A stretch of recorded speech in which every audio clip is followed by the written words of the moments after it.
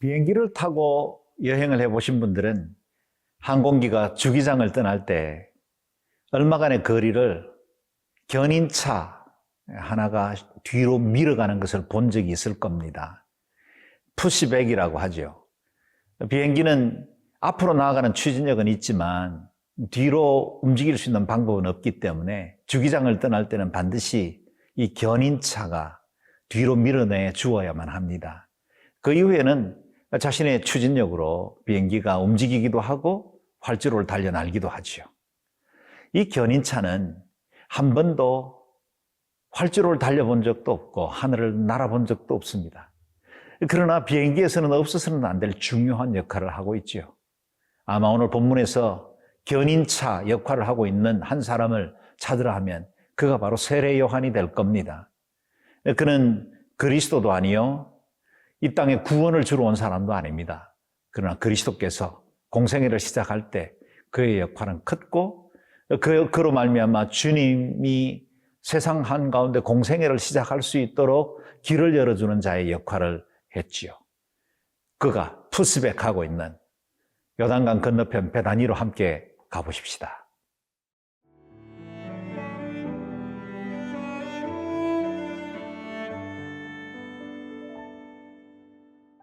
요한복음 1장 29절에서 42절 말씀입니다.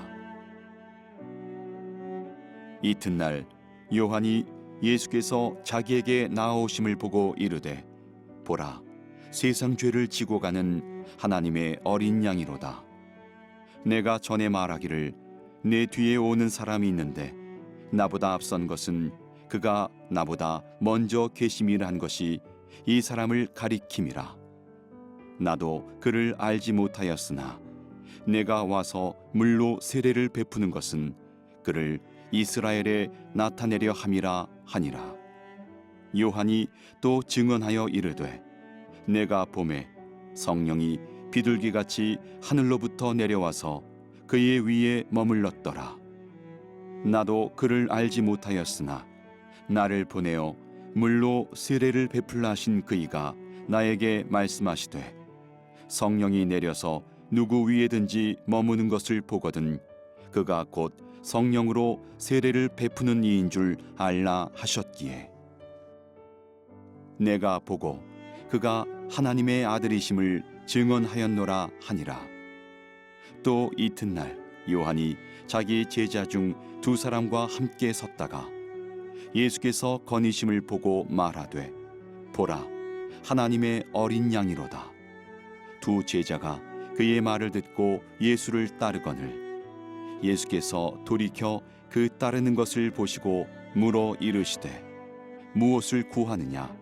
이르되, 랍비여, 어디 계시오니이까 하니, 랍비는 번역하면 선생이라. 예수께서 이르시되, 와서 보라.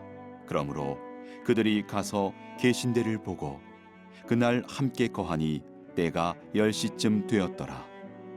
요한의 말을 듣고 예수를 따르는 두 사람 중에 하나는 시몬 베드로의 형제 안드레라. 그가 먼저 자기의 형제 시몬을 찾아 말하되, 우리가 메시아를 만났다 하고, 메시아는 번역하면 그리스도라. 데리고 예수께로 오니 예수께서 보시고 이르시되, 내가 요한의 아들 시몬이니 장차 게바라 하리라 하시니라. 게바는 번역하면 베드로라. 세례 요한, 침례자 요한은 자신은 내 뒤에 오실 그가 그리스도이시고 또 나는 그의 신발끈을 풀기도 감당치 못할 자라 할 만큼 내 뒤에 오시는 이가 바로 큰 자다라고 말씀하고 있습니다. 세례 요한의 그 역할들에 대해서 그는 이렇게 증거하고 있습니다. 29절에서 31절 말씀입니다. 이튿날 요한이 예수께서 자기에게 나아오심을 보고 이르되, 보라, 세상 죄를 지고 가는 하나님의 어린 양이로다. 내가 전에 말하기를 내 뒤에 오는 사람이 있는데 나보다 앞선 것은 그가 나보다 먼저 계심이라 한 것이 이 사람을 가리킴이라. 나도 그를 알지 못하였으나 내가 와서 물로 세례를 베푸는 것은 그를 이스라엘에 나타내려 함이라 하니라. 세례 요한은 그 자신의 사명이 무엇인지를 정확히 알고 있었습니다. 그가 베푸는 그 세례는 분명 당시 사람들에게 영적 경각심을 주었고 또 죄들을 돌이키게 하는 도전을 주었지만, 그러나 그의 세례가 죄를 영구히 씻을 수는 없었습니다. 그는 이 세례 과정을 통해서 한 분 장차 오실 예수 그리스도를 준비하는 역할을 하고 있었다는 겁니다. 그가 고백하기를 나도 그를 알지 못하였으나, 세례 요한 자신도 예수님을 아직은 발견하지 못한 상태입니다. 그러나 그의 사명은 알았습니다. 그리고 하나님의 계시나 말씀이 있었겠지요. 너에게 세례를 받는 자 중에 하늘로부터 성령이 비둘기같이 임하는 자를 발견하거든 그가 바로 내가 보낸 메시아인 줄 알라는 말씀이 있었다는 겁니다. 그 말씀을 따라 그는 세례를 행했고, 그의 세례는 죄 사함의 세례가 아니라 메시아의 길을 준비하기 위한 세례였습니다. 그가 침례를 베푸는 동안 그리스도께서 찾아오셨고, 그가 주님을 보자마자 선언하기를 보라, 세상 죄를 지고 가는 하나님의 어린 양이로다. 성령님이 그 위에 임하는 것을 그는 보았다는 겁니다. 그래서 고백하기를 내가 보고 그가 하나님의 아들이심을 증언하였노라 하니라.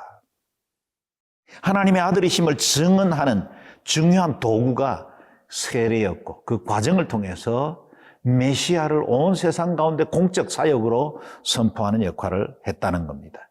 보라, 세상 죄를 지고 가는 하나님의 어린 양이로다.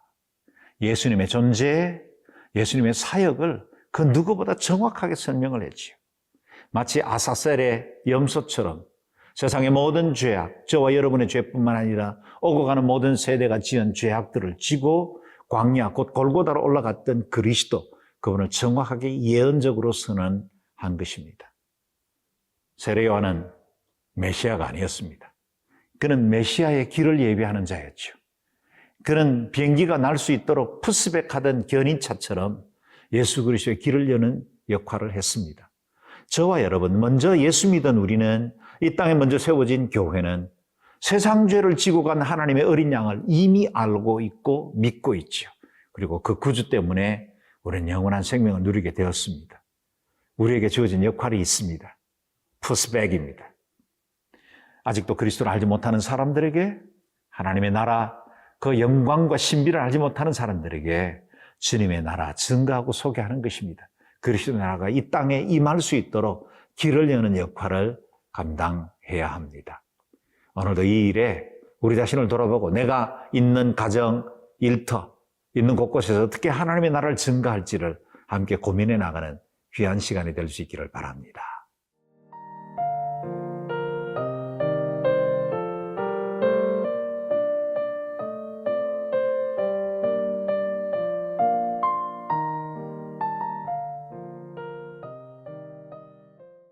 세례 요한은 광야에 외치는 자의 소리이고 또 주님의 길을 예비하는 자로서의 자기 정체가 분명했습니다. 그래서 예수님을 발견하자마자 자신을 따르던 두 제자를 예수님께 기꺼이 보냅니다. 35절 36절입니다. 또 이튿날 요한이 자기 제자 중 두 사람과 함께 섰다가 예수께서 그니심을 보고 말하되 보라, 하나님의 어린 양이로다. 보라, 하나님의 어린 양이로다. 이 말을 듣고 두 제자가 주저없이 요한을 따르던 길을 내려놓고 예수님을 따르기로 결정한 겁니다. 인간적으로 보면 굉장히 서운한 일일 수 있습니다. 그러나 아마도 요한은 자신의 제자에게 장차 메시아가 오실 것이고 그 메시아가 오면 너희들은 그를 따라야 한다라고 가르쳐 왔음에 틀림이 없습니다. 그래서 제자들도 보라, 하나님의 어린 양이로다는 말을 듣자마자 예수님의 제자가 되어 그를 따르기로 결정한 것입니다. 주님의 공생애를 함께 할 제자들의 첫 번째 그룹은 세례 요한의 제자들이었습니다. 자신의 제자를, 자신과 함께 하던 사람, 자신의 뒤를 따르고 자기를 존경하던 사람들을 기꺼이 내어 예수님께 보내어준 이 세례 요한의 모습은 우리에게 또 새로운 감동을 줍니다. 우리는 나의 사람이라고 여기던 사람이 다른 사람에게 관심을 갖고 마음이 한쪽으로 치우치면 그것 때문에 서운하고 때로는 관계가 깨지기도 하고 나를 중심으로 모든 일들이 이루어지기를 바라고 교회 공동체 안에서도 내 그룹, 내 팀 만들려고 할 때가 참 많이 있죠. 그런데 세례 요한은 기꺼이 예수 그리스도를 따르는 자 되도록 그 두 제자를 보냈습니다. 그는 흥하여야 하겠고 나는 망하여야 하리라. 주님만 오로지 높임 받기를 원했다는 겁니다. 마치 사도 바울이 내 몸에서 그리스도가 존귀히 되게 하기 위해서 나는 살든지 죽든지 상관없다고 고백하는 것과 같지요. 여기 또 한 사람의 비슷한 역할이 나옵니다. 40절에서 42절입니다. 요한의 말을 듣고 예수를 따르는 두 사람 중에 하나는 시몬 베드로의 형제 안드레라. 그가 먼저 자기의 형제 시몬을 찾아 말하되 우리가 메시아를 만났다 하고, 메시아는 번역하면 그리스도라, 데리고 예수께로 오니 예수께서 보시고 이르시되 내가 요한의 아들 시몬이니 장차 게바라 하리라 하시니라. 게바는 번역하면 베드로라. 요한의 두 제자였다가 예수님을 따르기 시작한 한 제자의 이름이 안드레라 그랬고, 그 안드레의 형제가 우리가 잘 아는 베드로, 시몬이었다라는 겁니다. 자기 형제 시몬에게 말하기를 우리가 메시아를 만났다. 형제에게 이 말을 하자마자 베드로도 즉각적으로 주님을 따르기 시작했다는 겁니다. 그리고 우리가 잘 아는 대로 예수님의 수제자가 되었고 교회의 수장이 될 수 있었습니다. 안드레라는 이름보다 우리는 베드로라는 이름을 더 익숙하게 알고 있지요. 어느 누군가가 견인차 역할을 한 것입니다. 저와 여러분 예수 믿고 있지 않습니까? 내가 예수를 믿는 이 모든 과정에는 어느 누군가의 희생이 있었죠. 복음 전하는 자가 있었습니다. 선교사님들이 이 땅, 어둠 속에 있었던 조선 땅을 찾아왔고, 어느 누군가 우리 동리에 교회를 개척했고, 어느 누군가 먼저 예수 믿는 사람들이 나를 자연스럽게 예수 만날 수 있도록 이끌어 주었습니다. 그것이 부모님이든 우리의 친인척 친구이든지 간에 어느 누군가의 도움 없이 예수 믿을 사람은 없습니다. 하나님께서 그런 사람들을 통해서 그리스도의 복음을 전해오셨죠. 우리는 어느 누군가에게 빚져 있습니다. 복음에 빚진 자라면 또 당연히 우리도 어느 누군가에게 예수 그리스도를 소개하고 하나님의 나라로 이끄는 견인차 역할을 해야 합니다.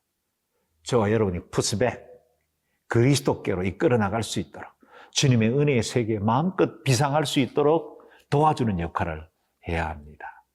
이 한해도 우리의 삶을 통해서, 우리의 복음 전파를 통해 어느 누군가 예수 만나고 거듭나고 영생 얻는 아름다운 축복이 있기를 바랍니다. 기도하겠습니다. 존귀하신 하나님, 세상 죄를 지고 가는 하나님의 어린 양, 그분을 우리에게 어느 누군가에 의해서 전해주게 하였고, 우리가 그것을 믿고 이같이 구원의 은혜를 누리게 해주신 것을 감사합니다. 누군가 우리에게 그 빚을 남겨준 것처럼 우리도 다른 사람들에게 복음을 전파하고 하나님의 나라 세워나가고, 우리 자신은 기꺼이 낮아짐으로 하나님의 나라 세워나가는 일에 쓰임받는 죄들 되게 하여 주옵소서. 감사드리며 예수님 이름으로 기도드리옵나이다. 아멘.